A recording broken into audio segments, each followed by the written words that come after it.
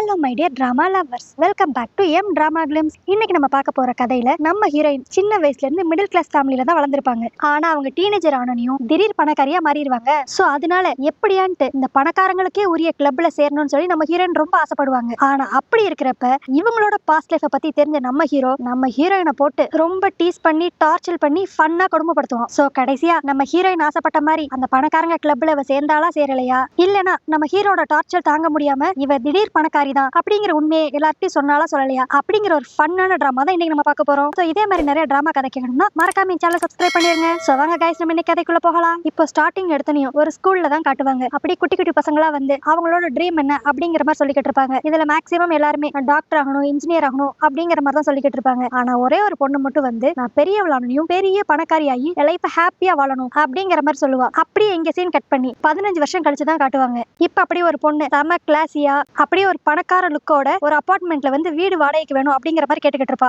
இந்த பொண்ணு தான் நம்ம கதையோட ஹீரோயின். இவ பேரு டிசி. இப்ப அவ அந்த அபார்ட்மெண்ட்டுக்கு வந்திருக்கப்பே பல லக்கேஜோட வந்திருப்பாளா. இதெல்லாம் பார்த்தனையும் அந்த பில்டிங் ஓனர் இங்க நாங்க யாரும் டிராவல் பேக் வாங்குற ஐடியாலாம் இல்ல, கிளம்பி போமா அப்படிங்கிற மாதிரி பத்தியோட பாப்பா. நம்ம ஹீரோயின் அப்படி ஒரு மாதிரி பிஹேவ் பண்ணிக்கிட்டு நோ நோ நோ, நான் இந்த மாதிரி சேல்ஸ் எல்லாம் பண்ணணும் எனக்கு அவசியமே கிடையாது, இது எல்லாமே என்னோட ஓன் பேக். நான் இங்க வந்திருக்கிறது காரணமே என்கிட்ட பல அபார்ட்மெண்ட்ஸ் இருக்கு, பட் இருந்தாலும் எதுவுமே இங்க இருக்க காலேஜ் பக்கத்துல இல்லையா, அதனாலதான் சரி இந்த ஒரு சின்ன இடத்துல ரெண்டுக்கு தங்கலாம்னு சொல்லி வந்திருக்கேன் அப்படிங்கிற மாதிரி லைட்டா இவ ஒரு பணக்காரி அப்படிங்கறது மித்தவங்களுக்கு தெரியணுங்கிற மாதிரியே தான் பேசுவா. அது மட்டும் இல்லாம இவளுக்காக அவ ஒரு ரூம் கேட்க மாட்டா, 2 ரூம் கேட்பா. ஒன்னு இவளுக்கா, இன்னொன்னு இவ லக்கேஜ்ல வச்சுக்கிறதுக்கு அப்படிங்கிற மாதிரி சொல்லுவாளா. இவ ரொம்ப ஓவரா பேசுற மாதிரி இருக்கும். உடனே அந்த ஹவுஸ் ஓனர் இங்க வீடெல்லாம் இல்லம்மா அப்படிங்கிற மாதிரி மூஞ்சில அடிச்சாப்புல சொல்லிடுவா. அதுக்கடுத்து அந்த டிசி பொண்ணு அப்படியே என்னது இங்க ரூம் இல்லையா, சரி நான் கிளம்புறேன் அப்படிங்கிற மாதிரி கிளம்பலான்னு எந்திரிப்பாளா. அப்ப வீம்புக்குனே அவ கையில வச்சிருந்த பணத்தை கீழே போட்டுருவா. அதுல பார்த்தா கட்டு பணம் இருக்கும். இதை பார்த்துன்னு அந்த ஹவுஸ் ஓனர் அம்மா ஐயோ எனக்கு இப்பதான் ஞாபகம் வருது, 2-3 ரூம் வேக்கண்டா தான் இருக்கு, வாங்களே நான் உங்களுக்கு இங்க ரூம் சுத்தி காட்டுறேன், நீங்க இங்கே தங்கிக்கலாம் அப்படிங்கிற மாதிரி அந்த பெல்ட் அடிச்சிருவா. பணத்தை பார்த்தனையும் இந்த ஹவுஸ் ஓனர் லேடிக்கு ஒரு பையன் வேற இருப்பான். அவன் பேரு ஸ்கை.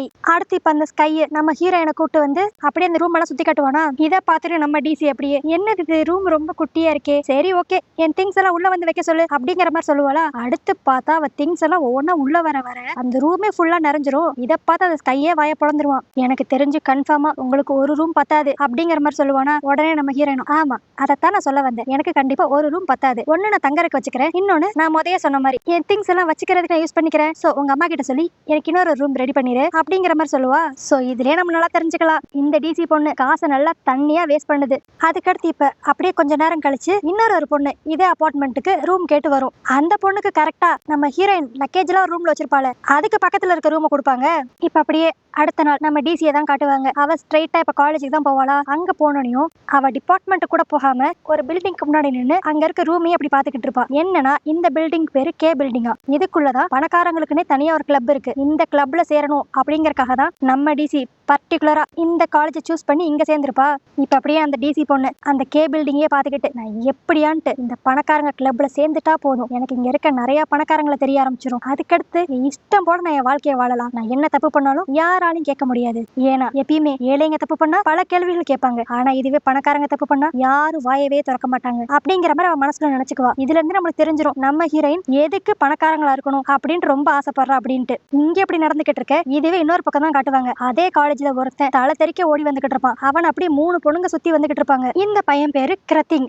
இவன் தான் நம்ம கதையோட ஹீரோ. இவன் இப்ப அப்படியே அந்த 3 பொண்ணுகிட்ட இருந்து தப்பிச்சு ஓடணும்ட்டு வேமா லாக்கர் ரூம்குள்ள ஓடி போய் ஒரு கபோர்ட்ல போய் ஒளிஞ்சுக்குவான். ஆனா இப்ப அங்க திடீர்னு ஒரு பையன் வந்து யார் அது உள்ள என்ன பண்ற அப்படிங்கிற மாதிரி கதவை திறப்பான். இவன் வந்து நம்ம ஹீரோவோட சீனியர். இப்போ அந்த சீனியர் கிட்ட நம்ம ஹீரோ தயவு செஞ்சு சீனியர் கொஞ்ச நேரம் பொறுத்துக்கோங்களேன், நான் இங்க கொஞ்ச நேரம் மட்டும் ஒளிஞ்சுக்கிறேன், தயவு செஞ்சு யாரும் வந்து கேட்டா நான் இங்க இல்லன்னு மட்டும் சொல்லிருங்க அப்படின்ட்டு கதவை க்ளோஸ் பண்ணிக்குவானா. அதுக்கடுத்து கொஞ்ச நேரத்திலேயே அந்த 3 பொண்ணுங்களும் இங்க வந்து சீனியர் இங்க ஒரு பையன் வந்தான், நீங்க அவனை பாத்தீங்களா அப்படிங்கிற மாதிரி கேட்டு முடிச்சிருக்க கூட மாட்டாங்க. அந்த சீனியர் டக்குன்னு போட்டு விட்டுருவான். நீங்க கேட்கிற பையன் உள்ளதான் இருக்கான்னு நினைக்கிறேன் அப்படிங்கிற மாதிரி மாட்டி விட்டுருவான். இதுவே இன்னொரு பக்கம் நம்ம ஹீரோயின் டிசியை தான் காட்டுவாங்க. அவ அந்த பில்டிங் குள்ள போகலான்ட்டு போவாளா. அப்ப கரெக்டா ஒரு செக்யூரிட்டி வந்து வழி மறைச்சிருவான். இங்க பாருங்க கண்டவங்க எல்லாம் இங்க உள்ள போக கூடாது, இங்க யாரெல்லாம் இன்வைட் பண்ணிருக்காங்களோ அவங்க மட்டும் தான் போக முடியும் அப்படிங்கிற மாதிரி கட் அண்ட் ரைட்டா சொல்லிடுவானா. நம்ம ஹீரோயின் தான் நிறைய பணம் வச்சிருக்காளே, அந்த பணத்து மேல ஓ அப்ப இங்க இன்விடேஷன் இருந்தா தான் போக முடியுமா, சரி இந்த உனக்கு 1000 ரூபா எனக்கு இன்விடேஷன் கூட நான் உள்ள போறேன் அப்படிங்கிற மாதிரி கேட்பா. அந்த செக்யூரிட்டி கொஞ்சம் கூட ரியாக்ட் பண்ணவே மாட்டானா. உடனே நம்ம ஹீரோயின் அப்படியே கொஞ்சம் கொஞ்சமா பணத்தை இன்க்ரீஸ் பண்ணிக்கிட்டே போய்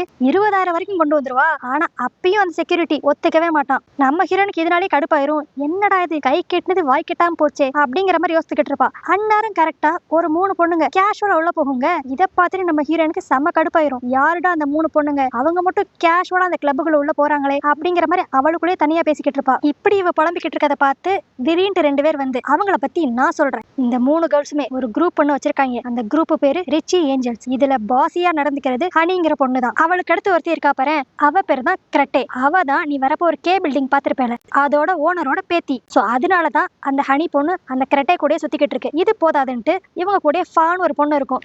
ஆனா இந்த 2 பேரும் மாதிரி அந்த ஃபா பொண்ணு கிடையாது. பரவாயில்லாம கொஞ்சம் நல்லவ. ஆனா இந்த கிரெட்டேவை கூட நீ ஒரு விதத்துல ஏத்துக்கலாம். என்னதான் பெரிய பணக்காரியா இருந்தாலும் கொஞ்சம் நல்லவளா தான் இருந்தா. ஆனா அந்த ஹனி கூட சேர்ந்துதான் செம்ம கெட்ட பொண்ணா மாறிட்டா. இவங்க 3 பேர்லயே ரொம்ப திமிர் பிடிச்சவ அந்த ஹனி தான். ஏன், அவளோட க்ளோஸ் ஃப்ரெண்ட் அந்த ஃபா பொண்ணையே ஒரு ஸ்லேவ் மாதிரி தான் நடத்துவா. ஆனா இவ மெயினா கிரெட்டே கூட சுத்துற காரணமே ஒன்ன மாதிரியே தான். அவளும் அந்த ரிச்சி கிளப்ல சேரணும்னு ஆசைப்படுறா. அதனாலதான் இந்த கிரெட்டேவை யூஸ் பண்ணி எப்படியாண்டு அந்த கிளப்ல சேர்ந்துட மாட்டோமான்ட்டு ஏங்கிக்கிட்டு இருக்கா. அப்படிங்கிற மாதிரி எல்லா டீடைல்ஸையும் இந்த 2 பேரும் புட்டு புட்டு வைப்பாங்களா. ஆக்சுவலி இவங்க 2 பேரும் தான் இனிமேல இருந்து நம்ம ஹீரோனோட ஃப்ரெண்ட்ஸா இருக்க போறவங்க. இதுல அந்த பையன் பேரு பிம், அந்த பொண்ணு பேரு ரிகா. இவங்க 2 பேரும் அப்படியே அந்த 3 பேரை பத்தி டாப் டு பாட்டம் எல்லா டீடைல்ஸும் சொல்லிடுவாங்களா. இவங்க பேசுற விதமே நம்ம டிசிக்கு ரொம்ப பிடிச்சிரும். ஆனா இவங்க 2 பேரும் என்னதான் அந்த அளவுக்கு பெரிய பணக்காரங்களா இல்லைனாலுமே இவங்க மனசு பிடிச்சு போய் நம்ம டிசி இவங்க கூட அப்படி ஃப்ரெண்டாக ஆரம்பிச்சிருவா. இதுவே இப்ப அப்படியே இன்னொரு பக்கம் பார்த்தா நம்ம ஹீரோவை தான் காட்டுவாங்க. அவனை அப்படியே அந்த 3 பொண்ணுங்க பிடிச்ச ரவுண்டு கட்டி ஒழுங்கு மாதிரியே தான் சொல்லு, எங்க 3 பேத்துல யாரை சூஸ் பண்ண போற அப்படிங்கிற மாதிரி கேக்குங்க. இதை பாக்குறப்ப நம்மளுக்கே அப்ப இவன் தான் காலேஜ் ஹேண்ட்ஸமா,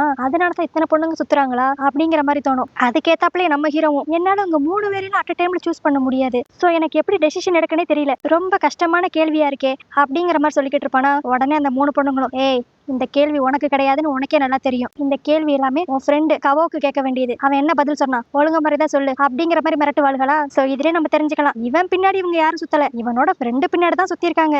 அவன் என்ன பதில் சொன்னா அப்படின்னு தெரிஞ்சுக்கிறதுக்காக தான் இப்ப இவனை பிடிச்சி எல்லா கேள்வியும் கேட்கறாங்க. நம்ம ஹீரோவும் என்ன பதில் சொல்லணும்னு தெரியாம இங்க பாருங்க, அவனுக்கும் அதே தான், எப்படி 3 பேரையும் சூஸ் பண்ண முடியும், முடியாதுல, ரொம்ப கஷ்டமான கொஸ்டின், அதனால 3 பேரையும் வேணான்ட்டா அப்படிங்கிற மாதிரி இவன் சொல்லுவானா. இதை கேட்டுன்னு அந்த பொண்ணுங்க போய் கவோ கூட சண்டை போடாம நம்ம ஹீரோவை நல்லா அடிச்சு தள்ளி விட்டு போயிருங்க. சோ இதே இடத்துல நம்ம நல்லா தெரிஞ்சுக்கலாம், நம்ம ஹீரோ லைட்டா ஹேண்ட்ஸமா இருந்தாலும் கொஞ்சம் காமெடி பீஸ் மாதிரி தான் ஃபன் பண்ணிக்கிட்டு இருப்பான் போல.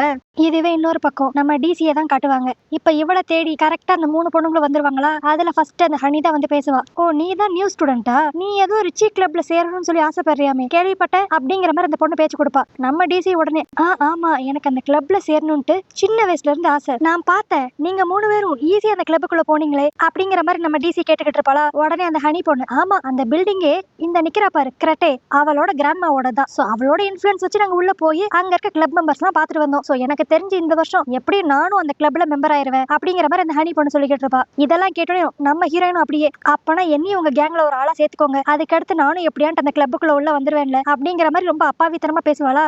இவ இப்படி சொன்னோன்னே அந்த ஹனி பொண்ணு, அந்த கிளப்ல சேரதெல்லாம் இருக்கட்டும்மா, அந்த கிளப்ல சேரணும்னா நீ பணக்காரியா இருக்கணும், உங்க அப்பா என்ன பண்றாரு ஃபர்ஸ்ட் அதை சொல்லு பாப்போம் அப்படிங்கிற மாதிரி கேட்பா. நம்ம ஹீரோயின் அப்படியே உடனே எந்திரிச்சு அவங்க வந்து இந்த சோயா மில்க் பிசினஸ் தான் பண்ணுவாங்க போல. அந்த அட்வர்டைஸ்மெண்ட்க்கு என்ன சாங் யூஸ் பண்ணுவாங்களோ அதை பாடி ஆடிக்கிட்டே எங்க அப்பா சோயா மில்க் ஃபேக்டரி வச்சிருக்காரு அப்படிங்கிற மாதிரி அவங்களோட பிராண்டை பத்தி எக்ஸ்பிளைன் பண்ணிக்கிட்டு இருப்பா.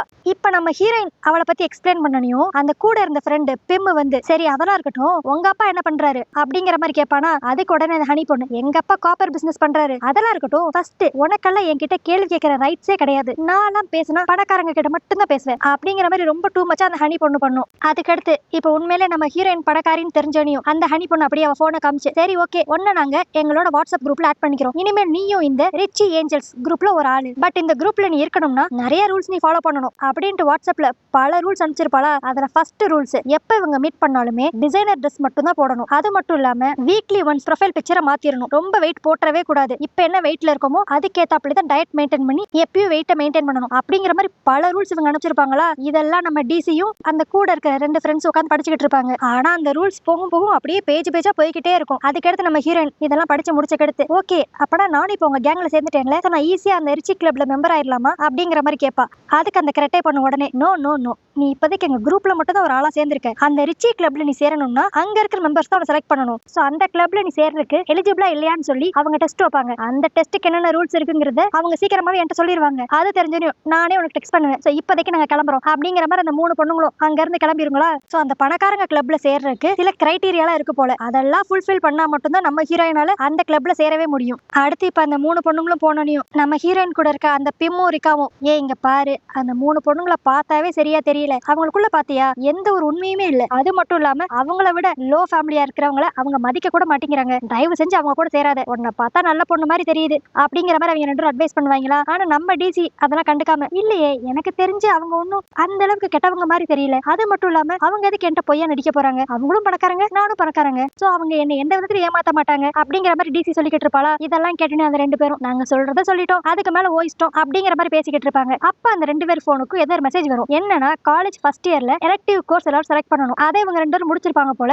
அதுக்கான கன்ஃபர்மேஷன் மெசேஜ் தான் இப்ப வந்திருக்கும். இவங்க இப்படி பேசினதுக்கு அடுத்து தான் நம்ம ஹீரோயின் கொஞ்சம் ஸ்ட்ரைக் ஆகும். இவ இந்த மாதிரி எந்த ஒரு எலக்டிவ் கோர்ஸுமே செலக்ட் பண்ணிருக்கவே மாட்டா. ஏன்னா இவ காலேஜ்குள்ள என்ட்ரு ஆனோனையும் இவன் நினைப்பு பூரா அந்த பணக்காரங்க கிளப் மேலேயே தான் இருந்திருக்கும். அதனால இந்த எலக்டிவ் கோர்ஸ் செலக்ஷன் அவ மிஸ் பண்ணிருப்பா. சோ அதனால அந்த 2 பேரும் இப்ப நம்ம டிசியை வேவேமா லேபுக்கு தான் அனுப்பிச்சுடுவாங்க. அங்க போய் ஹியூமன் கம்யூனிகேஷன் எடு, அதுதான் ஈஸியான எலக்டிவ் கோர்ஸ் அப்படிங்கிற மாதிரி சொல்லி அனுப்பிச்சுடுவாங்க. நம்ம ஹீரோயின் அங்க போய் உட்காந்து பாவம் என்ன பண்ணணும்னு கூட தெரியாது. அப்படியே பக்கத்துல இருக்க சிஸ்டம் பார்த்து எல்லாத்தையும் டைப் பண்ணிக்கிட்டு இருப்பா. இதுல ரோல் நம்பர் கூட அவனோட நம்பர் தான் டைப் பண்ணிக்கிட்டு இருப்பா. அந்த அளவுக்கு நம்ம ஹீரோயின் கொஞ்சம் முட்டாளா இருக்கிற மாதிரி தான் இருக்கும் இந்த சீன் எல்லாம் பார்க்க. அதுக்கடுத்து என்னடா இது என்ட்ரி ஆக மாட்டேங்குது அப்படின்னு ரொம்ப யோசித்து பாப்பாளா. அப்புறம் தான் பார்த்தா ரோல் நம்பரே அவ தப்பா என்ட்ரி பண்ணி வச்சிருப்பா. அதுக்கடுத்து எல்லாத்தையும் என்ட்ரி பண்ணி கரெக்டா உள்ள போயிருவா. ஆனா டைம் முடிஞ்சிடும். அவளால அவன் நினைச்ச மாதிரி எலக்டிவ் கோர்ஸ் செலக்ட் பண்ணவே முடியாது. இதுல அந்த பக்கத்துல இருந்தவன் எலக்டிவ் கோர்ஸ் செலக்ட் பண்ணிடுவானா. உடனே நம்ம டிசி அப்படியே, இங்க பாரு நீ செலக்ட் பண்ண கோர்ஸோட சீட்டை மட்டும் எனக்கு கொடுத்தேனா நான் அப்படியே அதை யூஸ் பண்ணிக்குவேன். அதுக்கு பதிலா உனக்கு எவ்வளவு பணம் வேணாலும் தரேன் அப்படிங்கிற மாதிரி இவங்க பேரம் பேசிக்கிட்டு இருப்பாளா. ஆனா அந்த பையனா அப்படியே நம்ம டிசிய மேலையும் கீழையும் ஒரு மாதிரி வியடா பாப்பான்.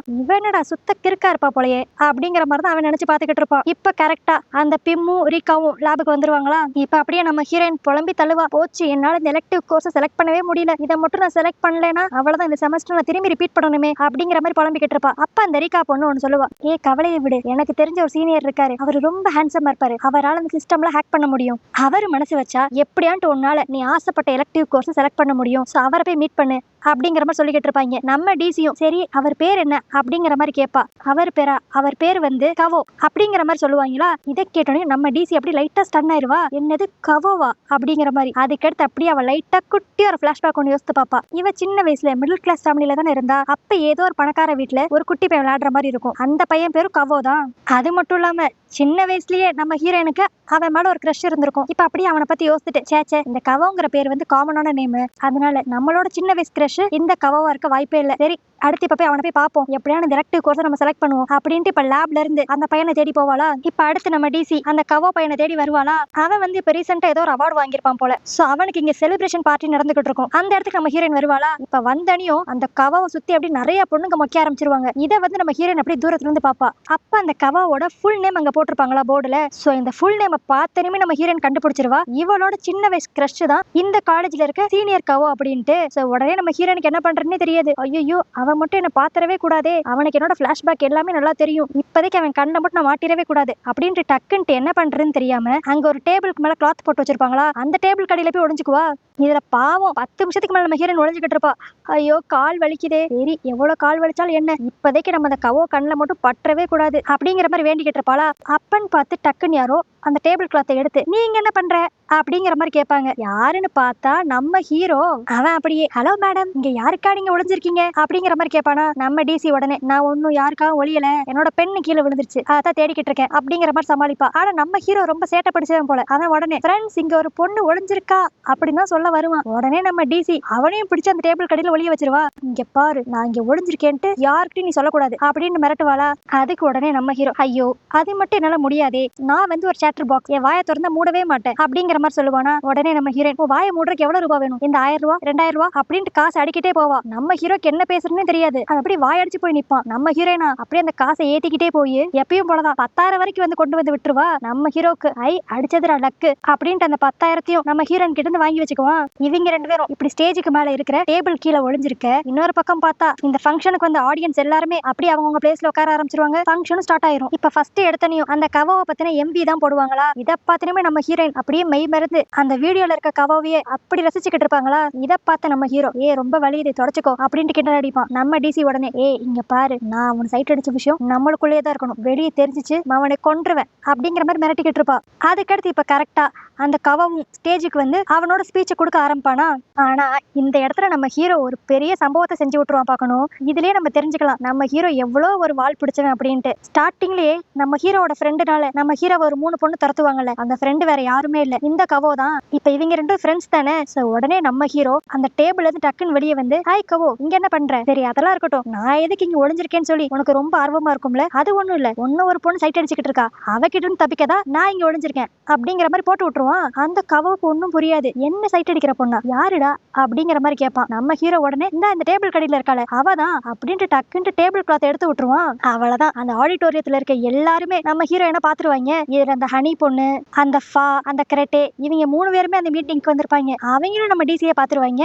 இப்ப நம்ம டிசிக்கு ஒரே அசிங்கமா போயிரும். அட பாவி, சொல்ல மாட்டேன்ட்டு என்கிட்ட எல்லா காசையும் வாங்கிட்டு இப்படி மாட்டி விட்டுட்டேடா அப்படிங்கிற மாதிரி திட்டிக்கிட்டு இருப்பா. ஆனாலும் நம்ம ஹீரோயின் எக்காரத்து கொண்டும் கவோ தன்னோட மூஞ்சியை மட்டும் பாத்திரவே கூடாது. ஏன்னா பார்த்தா இவ சின்ன வயசுல பக்கத்து வீட்டுல இருந்த அந்த மிடில் கிளாஸ் ஃபேமிலி தானே அப்படின்ட்டு கண்டுபிடிச்சிருவான்ட்டு நம்ம ஹீரோயின் மூஞ்சி மட்டும் நல்லா கவர் பண்ணி நின்னுகிட்டே இருப்பா. அதுக்கடுத்து நம்ம ஹீரோயின் அப்படியே அவ ஹேண்ட்பேக்கை வச்சு மூஞ்சை மட்டும் மறைச்சுக்கிட்டு, நான் கவோவை சைட் அடிக்கலாம் இங்க வரல, எனக்காக எப்படியான்ட்டு சிஸ்டமை ஹேக் பண்ணி எலக்டிவ் கோர்ஸ் செலக்ட் பண்ணும் அப்படின்னு ஹெல்ப் கேட்க தான் இங்க வந்தேன். பட் இங்க சிச்சுவேஷன் ஒரு மாதிரி ஆயிருச்சு, நான் இங்க இருந்து கிளம்புறேன், பாய் பாய் அப்படின்ட்டு வேகமா ஓடிடுவா. இதை பார்த்துன்னு அந்த கவோ அப்படியே வந்து நம்ம ஹீரோ கிட்ட, யாருடா அந்த பொண்ணு அப்படிங்கிற மாதிரி கேட்பானா. ஆனா நம்ம ஹீரோ, டே எனக்கு அதெல்லாம் தெரியாது, ஆனா அவளை வம்பளுக்கு இருக்கு, நல்லா ஜாலியா இருக்கு அப்படிங்கிற மாதிரி சொல்லுவான். ஆனா இந்த கவோவா, அவளையாடா அவனுக்கு வம்பளுக்கு தோணுது, அவளை பாரு எவ்வளவு கியூட்டா இருக்கா அப்படிங்கிற மாதிரி சொல்லுவான். சோ இதுலயே நம்ம கொஞ்சம் தெரிஞ்சுக்கலாம், இந்த கவோக்கு நம்ம ஹீரோயின் இன்னும் யாருன்னு சொல்லி தெரியல. பட் ஆனாலும் நம்ம ஹீரோயின் இப்ப பண்ணதெல்லாம் பார்க்க அவனுக்கு லைட்டா ஒரு இன்ட்ரெஸ்ட் இருக்கு. அடுத்து நம்ம ஹீரோவை நம்ம ஹீரோனோட அப்பார்ட்மெண்ட்ல தான் காட்டுவாங்க. என்னன்னா அங்க ஸ்கைன்னு ஒரு பையன் இருந்தான்ல, அவனுக்கு டியூஷன் எடுக்கிறக்கா நம்ம ஹீரோ இங்க வந்திருப்பான் போல. இப்ப அப்படியே மாசம் ஸ்டார்டிங் ஆயிருச்சு, உங்க பையனுக்கு நல்லா சொல்லி கொடுக்குறேன், சோ என்னோட ஃபீஸை கொஞ்சம் பார்த்து போட்டு கொடுங்க அப்படிங்கிற மாதிரி ஸ்கையோட அம்மா கிட்ட அவன் கேட்டுக்கிட்டு இருப்பான். சோ இதுலயே நம்ம நல்லா தெரிஞ்சுக்கலாம், நம்ம ஹீரோ வந்து அந்த அளவுக்கு பெரிய பணக்காரன் இல்ல போல, ஏதோ கொஞ்சம் மிடில் கிளாஸ் தான் போல. இப்ப அப்படியே இங்க நல்லா பேசிக்கிட்டு அவனோட டியூஷன் ஃபீஸ் எல்லாம் கலெக்ட் பண்ணிக்கிட்டு இருப்பானா. அந்நேரம் கரெக்டா நம்ம டிசி உள்ள வந்துருவா. அவன் நம்ம ஹீரோ கிரத்திங்க பார்த்தனையும், அட பாவி நீ இங்கதான் இருக்கியா, சொல்ல மாட்டேன்ட்டு என்கிட்ட காசை வாங்கிட்டு கடைசியில எல்லாருக்கும் முன்னாடி நான் அசிங்கப்படுத்திட்டியடா அப்படின்ட்டு திட்டி சண்டை போட்டுக்கிட்டு இருப்பா. நம்ம ஹீரோ அதுக்கெல்லாம் லைட்டா கூட அசரவே மாட்டான். நான் உனக்கு ஹெல்ப் பண்ணிருக்கேன், நான் எப்படி பார்த்தா உன் லவ்வை நான் கன்ஃபஸ் பண்றதுக்கு ஹெல்ப் பண்ணனால நீ எனக்கு எக்ஸ்ட்ரா அமௌண்ட் தான் கொடுக்கணும் அப்படின்ட்டு இப்பயும் காசை பத்தி தான் பேசிக்கிட்டு இருப்பான். ஆனா இதனால லைட்டா கடுப்பாய் போன நம்ம ஹீரோயின், என்னது இன்னும் கொஞ்சம் காசா, நீ என் பேரை டேமேஜ் பண்ணதுக்கு நான் கொடுத்த காசுல நீ முதல் திருப்பி கொடுக்கணும்டா அப்படிங்கிற மாதிரி சண்டை போட்டுக்கிட்டு இருப்பாளா. அப்ப உடனே நம்ம ஹீரோ, பின்னாடி பாரு கவோ வந்திருக்கான் அப்படின்னு தான் சொல்லுவான். உடனே நம்ம ஹீரோயின் அங்கிருந்து சோஃபால அப்படி எகிரி குதிச்சு ஒளிஞ்சுக்குவா. ஆக்சுவலி உண்மையிலே பார்த்தா அங்க கவோலாம் வந்திருக்க மாட்டான், சும்மா அவளை டீஸ் பண்றக்கா அவன் அப்படி சொல்லியிருப்பான். நம்ம ஹீரோவுக்கு நம்ம டிசியை டீஸ் பண்றதுல அப்படி ஒரு சந்தோஷம் இருக்கு போல. அதுக்கடுத்து எப்படியோ நம்ம டிசியை ஏமாத்திட்டு நம்ம ஹீரோ அங்கிருந்து எஸ்கேப் ஆயிருவான். நம்ம ஹீரோயின் இது தெரிஞ்சுன்னு அசிங்கமா திட்டுவா. அட பாவி பயலே, என்கிட்ட இருந்து பணத்தை ஆட்டைய போட்டது மட்டும் இல்லாம என்ன நடு ஸ்டேஜ்ல எல்லாரும் முன்னாடி வச்சு அசிங்கப்படுத்திட்டு இப்ப என்ன இப்படி ஒரு கேவலமான ட்ரிக்ஸ் யூஸ் பண்ணி ஏமாத்திட்ட ஓடுற, இருடா என் கையில மாட்டு வேலை அப்படிங்கிற மாதிரி திட்டிக்கிட்டு இருப்பா. அடுத்து இப்ப அப்படியே அடுத்த நாள் தான் காட்டுவாங்க. நம்ம டிசி வேவியமா காலேஜ் கிளம்பிக்கிட்டு இருப்பா. ஐயோ அந்த எலக்டிவ் கோர்ஸ் எப்படியான்ட்டு இன்னைக்கான்ட்டு நம்ம முழுசா செலக்ட் பண்ணணும் அப்படின்ட்டு ஒரு டென்ஷன்ல போய்கிட்டு இருப்பாளா. அப்ப யாரோ டேங்னு இவளை பார்த்து கூப்பிடுவாங்க. இந்த பேரை கேட்டோம் நம்ம ஹீரோன் ஸ்டாப் ஆயிருவா. அது மட்டும் இல்லாம ஒரு மாதிரி திருன்னு முழிப்பா. அப்ப டக்குன்ட்டு இந்த அபார்ட்மெண்ட்டுக்கு புதுசா ஒரு பொண்ணு வந்திருக்கும்ல கண்ணாடி போட்டு, அந்த பொண்ணு நம்ம ஹீரோன் கிட்ட வந்து, ஹாய் டேங், நீ இந்த காலேஜ் தானா, எப்படி இருக்க, என்ன ஞாபகம் இருக்கா அப்படிங்கிற மாதிரிலாம் கேட்பா. இவளை பார்த்துட்டு நம்ம ஹீரோன் ஒரு மாதிரி திருட்டு மொழி முடிச்சுக்கிட்டு, ஐயோ சாரி, நீங்க யாருன்னு எனக்கு தெரியலையே, உங்களை எனக்கு தெரியறதுக்கான வாய்ப்பே இல்ல, ஏன்னா என்னோட வீடெல்லாம் பெரிய பெரிய அபார்ட்மெண்ட்ஸ் கிட்ட தான் இருக்கு, சோ நீங்களும் நானும் நெய்பர்ஸா இருக்கிறதுக்கு வாய்ப்பே இல்ல அப்படிங்கிற மாதிரி லைட்டா உளறிடுவா. இதை கேட்டு அந்த பொண்ணு, நான் உங்ககிட்ட இது வரைக்கும் நம்ம நெய்பர்ஸா இருந்தோம் அப்படின்னு சொல்லவே இல்லையே, சோ நீ தானே டேங், எப்படி இருக்க, உன் நம்பரை கொடு அப்படிங்கிற மாதிரி அந்த பொண்ணு கேட்டுக்கிட்டு இருக்கும். ஆனா நம்ம ஹீரோனா டக்குன்ட்டு காலே வர அந்த போன் எடுத்துட்டு, ஹலோ சொல்லுங்க, உங்க காலுக்காக நான் வெயிட் பண்ணிக்கிட்டு இருந்தேன் அப்படிங்கிற மாதிரி நைஸா அந்த இடத்த விட்டு எஸ்கேப் ஆயிருவா. இதை பார்த்துன்னு அந்த பொண்ணுக்கே ஒரு மாதிரி கன்ஃபியூஸ் ஆயிரும், என்னடா இது, இவன் நம்ம டேங் தானே, எதுக்கு நம்மள தெரியாத மாதிரியே போறா அப்படின்ட்டு. ஆனா இதெல்லாம் விட செம ட்விஸ்ட், இது எல்லாத்தையுமே நம்ம ஹீரோவும் சைடுல நின்று பாத்துக்கிட்டு தான் இருந்திருப்பான்.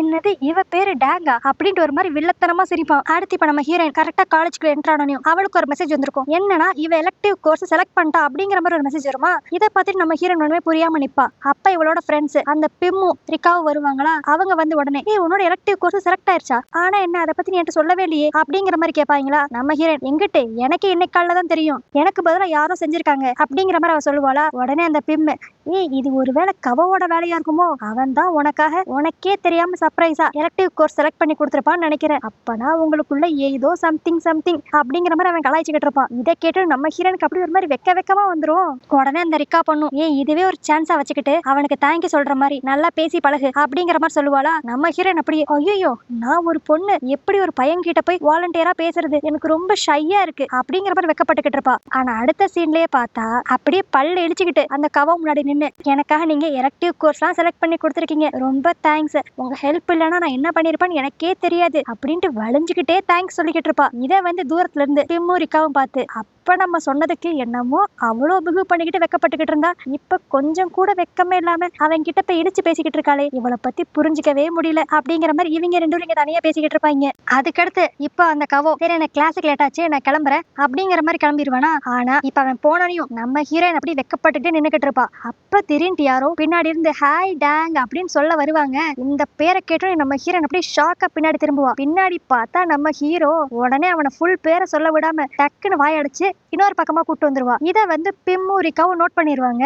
அடுத்து இப்ப தனியா கூட்டிட்டு வந்துட்டு நம்ம டிசி, உனக்கு எப்படி இந்த பேர் தெரியும்? சரி அதெல்லாம் முக்கியம் இல்ல, இனிமேல் இந்த பேரை வச்சு என்ன கூப்பிடாது, அந்த ஒரு பழைய ஏழை நேம்ல எனக்கு வேண்டாம், இப்ப நான் நல்லா ரிச் ஆயிட்டேன், எனக்கு டிசிங்கிற பேர் தான் பிடிச்சிருக்கு அப்படிங்கிற மாதிரி சொல்லிக்கிட்டு இருப்பாளா. ஆனா நம்ம ஹீரோ இது எதையுமே காதுல வாங்காம, என்ன பொறுத்த வரைக்கும் உனக்கு டிசிங்கிற பேரை விட டேங்குங்கிற பேர் தான் ரொம்ப சூட் ஆகுது அப்படிங்கிற மாதிரி கத்திக்கிட்டு இருப்பான். நம்ம ஹீரோயினும் டி இதுக்குடா கத்துற, தயவு செஞ்சு மெதுவா பேசு, யாருக்கான்னு கேட்டுற போது அப்படிங்கிற மாதிரி ரொம்ப சைலண்டா சொல்லுவாளா. நம்ம ஹீரோ உடனே யாருக்கான்னு கேட்டுற போது நீ கவலைப்படுறியா இல்ல கவோக்கு கேட்டுற போதுன்னு கவலைப்படுறியா அப்படிங்கிற மாதிரி கரெக்ட் பாயிண்ட பிடிச்சிருவான். உடனே நம்ம ஹீரோனுக்கு என்ன பண்றதுன்னு தெரியாது. எப்பயும் போலதான் பணத்தை கொடுத்து இவனை ஆஃப் பண்ணிடலாம் அப்படின்ட்டு, உனக்கு என்ன 5000 வேணுமா 10000 வேணுமா அப்படிங்கிற மாதிரி ஸ்ட்ரைட்டாவே கேட்டுருவா. ஆனா இந்த வட்டம் நம்ம ஹீரோ பணத்தை வாங்காம, சேச்சே எனக்கு எப்ப பார்த்தாலும் பணத்து மேல ஆசை கிடையாது, எனக்கு பணத்தை விட இந்த மாதிரி மித்தவங்களோட சீக்கிரட் தெரிஞ்சுக்கிறதுலதான் ரொம்ப ஆசை, இப்ப நீ உன்னோட சீக்கிரட் என்னன்னு என்கிட்ட சொல்லலைன்னா நான் அப்படியே கவோ கிட்ட போய் உன்னோட உண்மையான பேரை சொல்லிடுவேன் அப்படின்ட்டு லைட்டா பிளாக்மெயில் பண்ணுவானா. சோ நம்ம ஹீரோயினுக்கு இப்ப வேற வழியே இல்லாம அவளோட பிளாஷ்பேக்க லைட்டா சொல்லுவா. என்னன்னா இவ சின்ன பிள்ளையா இருக்கிறப்ப இவங்க அப்பா வந்து பிசினஸ்ல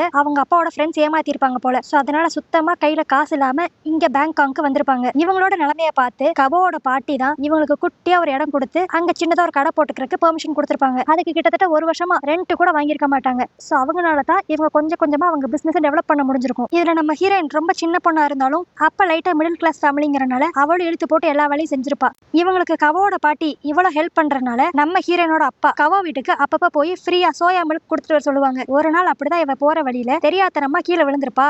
அப்ப இவ சின்ன பிள்ளையில போட்டிருந்த கண்ணாடி கீழே விழுந்து உடஞ்சிருக்கும்.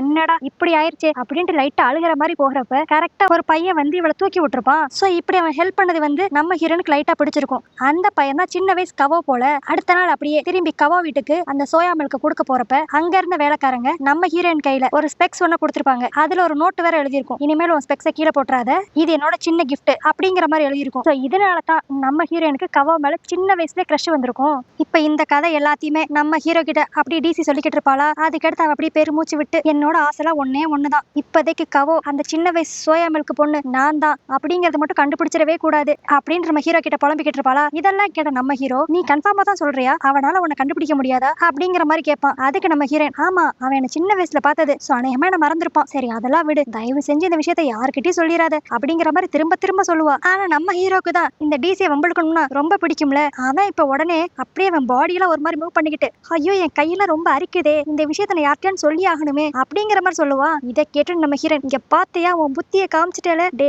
யாருக்கிட்ட தயவுன்னு சொல்லி தொலைஞ்சிராதடா அப்படிங்கிற மாதிரி கெஞ்சுவா. உடனே நம்ம ஹீரோ இதான் சாக்குன்ட்டு, அது என்னன்னு தெரியல, ஒன்ன டீஸ் பண்ணணும்னா மட்டும் எனக்கு அவ்வளவு பிடிச்சிருக்கு, இந்த சீக்கிரட் நான் சொல்லக்கூடாதுன்னா நான் எப்பப்பெல்லாம் பணம் கேட்கறனோ அப்பப்பெல்லாம் நீ எனக்கு கொடுக்கணும் அப்படிங்கிற மாதிரி நம்ம ஹீரோயினை பிளாக்மெயில் பண்ணிக்கிட்டு இருப்போம். இப்ப அப்படியே அடுத்த சீன்ல தான் பார்க்கணும், நம்ம ஹீரோயினும் நம்ம ஹீரோவும் தான் மாலுக்கு வந்திருப்பாங்க. அங்க போனோனையும் இந்த ரோமியோ ஜூலியட் படத்துல வர மாதிரி தான், நான் வேணாம்ல அப்படின்னா இது எல்லாத்துக்கும் பே பண்ணு அப்படின்ட்டு நம்ம ஜெயம் ரவி சொல்லுவான்ல, அதே மாதிரி இங்க நம்ம ஹீரோ நம்ம டிசியை போட்டு அவ்வளவு டார்ச்சர் பண்ணுவான். ஒரு சீக்கிரட்டை வெளியே சொல்லிடக்கூடாதுல, அப்ப எனக்கு இந்த ட்ரெஸ் வாங்கி கொடு, இந்த ஷூ வாங்கி கொடு, எனக்கு ரொம்ப பசிக்குது, இங்க இருக்க ஸ்நாக்ஸ் எல்லாத்தையும் வாங்கி கொடு அப்படின்ட்டு எக்கச்சக்கமா நம்ம ஹீரோயின் காசுல நல்லா ஷாப்பிங் பண்ணிடுவான். இதெல்லாம் பண்ணது மட்டும் இல்லாம அது எல்லாத்தையும் அவளையே தூக்கிட்டு வர வைப்பான். நம்ம ஹீரோயினுக்கும் வேற வழியே இல்லாம கடுப்புல எல்லாத்தையும் வாங்கி கொடுத்துட்டு இப்ப எல்லாத்தையும் கஷ்டப்பட்டு தூக்கிட்டு வந்துகிட்டு இருப்பா. இப்ப காலேஜ்குள்ளயும் கரெக்டா வந்துருவாங்களா. ஆனா இப்பயும் நம்ம ஹீரோ விடாம, சரி அதெல்லாம் ஓகே, எனக்கு வெளியே கொஞ்சம் வேலை இருக்கு, அதை பாக்குறதுக்கு எனக்கு ஒரு 3000 rupees மட்டும் வேணும் அப்படிங்கிற மாதிரி கேட்பான். ஏற்கனவே இவனுக்கு இன்னைக்கு நம்ம ஹீரோயின் எக்கச்சக்கமா செலவு பண்ணிருப்பா. இதுல இப்ப எக்ஸ்ட்ரா 3000 வேற கேக்குறான். இங்க இவன் இப்படி காசு கேட்டுக்கிட்டு இருக்கத கரெக்டா அந்த சீனியர் ஒருத்தன் வந்து பாத்துருவான். அவன் வந்துட்டு,